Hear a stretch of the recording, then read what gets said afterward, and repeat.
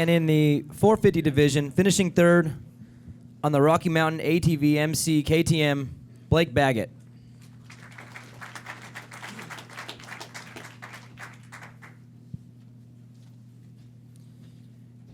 And in second, riding for KTM Red Bull, Marvin Musquin.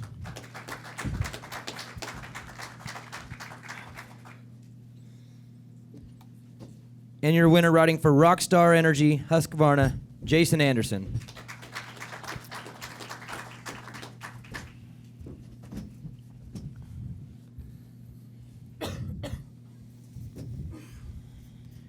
Blake, congratulations on back-to-back podiums.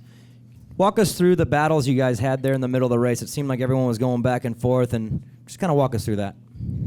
I couldn't even remember, man. It was so much. There was chaos going on out there. So it was like track was gnarly in a different way than last week. Last weekend was super rutted and really technical, and you had to kind of be on your toes. And this weekend it was super like moist and slick, and you're always getting wheel spin, so you're on your toes with that. So two super technical tracks, so you had to be on your A game, and things were happening everywhere. It was kind of carnage for a while.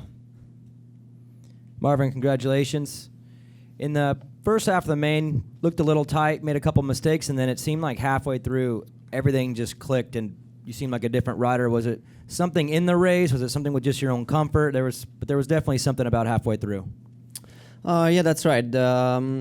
First of all, the start was great. I was pretty far outside. All the gates were really rough after the gate, but I made it happen, and that was the key tonight to get a good start.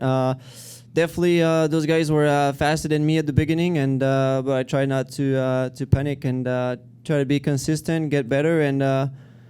Yeah, I'm really happy because all day I was a little bit off, especially in the heat race, and to get a second place tonight is compared to what I did in the heat race is huge. And we made a big change going into the main, and I'm happy about that.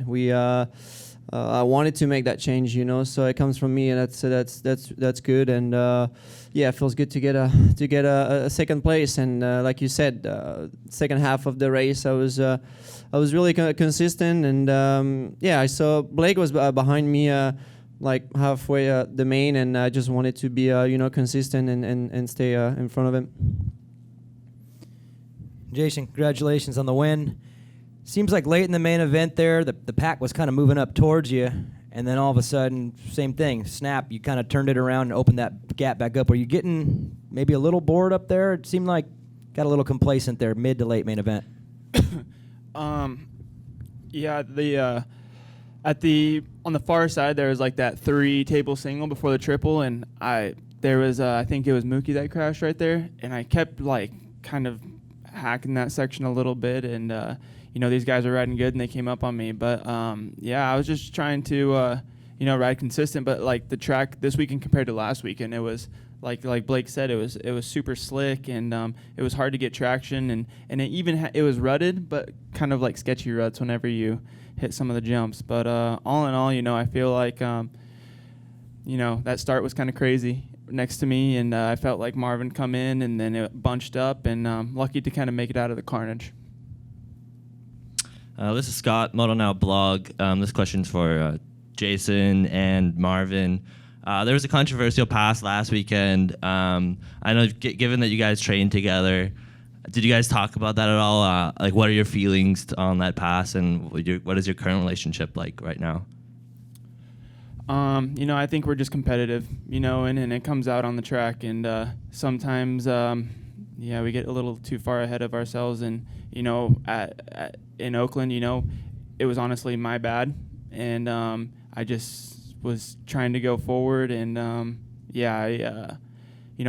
it's not good between us, but at the same time, I don't, I want to be battling with Marv. I don't want to take him down, but I just get ahead of myself and heat of the moment, and that's just it's hard to put into words.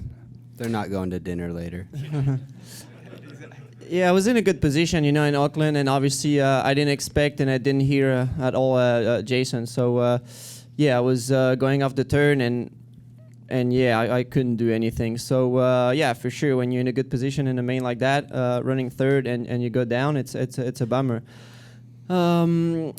Yeah, my thoughts. I mean, we're both racing. I feel like at the end of the whoops tonight, I could have sent Jason over the berm, but I didn't. It's not really my style, but one day if I have to, I will. But definitely, the situation is definitely not the same. But we're fighting for the championship. But yeah, that's the way it is. It's not a big deal. Basically, he owes me one.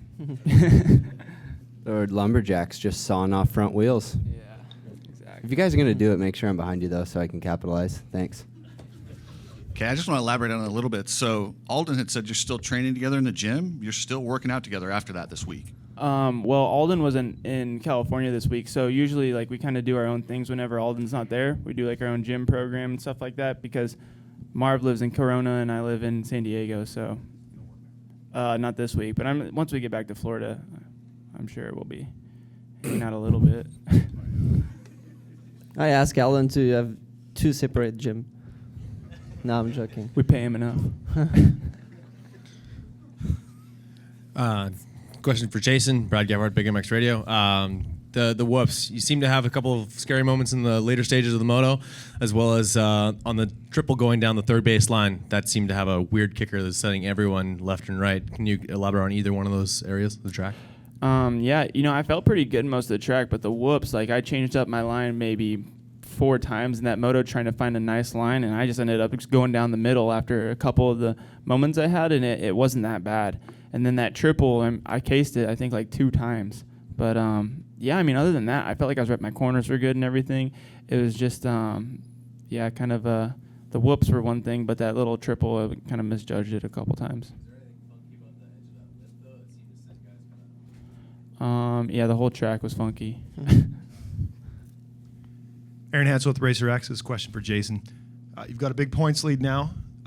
Does it get tempting to let that affect the way that you race out there? Are you less hesitant, more hesitant to maybe send it in spots, or does it not affect? And if not affect, how do you keep it out of your mind? Obviously you think about the championship. It's anyone who says they don't, it's kind of, be impressive. But I'm just going to keep trying my best because that's what I've been doing, and I feel like I've been putting myself in good positions, and just going to try and keep a level head through it all. And I feel like my riding and stuff like that has been good, and my starts have been, so-so, but I've been making it work, so, yeah. This is for Blake. That's some good-looking gear.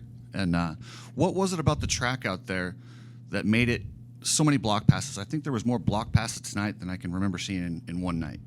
That would be a question for Dirtworks, not me. I didn't build it. I just ride it. I don't know. It's just tough. The bikes and everybody's so competitive and so equal. There's 12 guys within a second in practice, and it's not that wide out there when you kind of get down there and you're riding, and it's not like NASCAR where you can stay in a lane and it's got lines for you. You go wherever you want, and sometimes you run into people, and that's what things happen. So it's tough. Blake, you end up having a pretty incident-free main event, capitalizing on a couple of fades from a couple of the other athletes, as well as just some battles that were happening in front of you where you were able to move up on. What did you learn about the guys ahead of you when you were kind of chasing them down? I was just giving it my best shot, but some guys maybe got tired or make mistakes or stuff like that, and honestly, when I seen these two were up there, I was hoping that a little training partner action would take place, and I would, I'd capitalize on it. But we're going back to Florida, so maybe it'll happen soon, and I'll be there to pick up on it.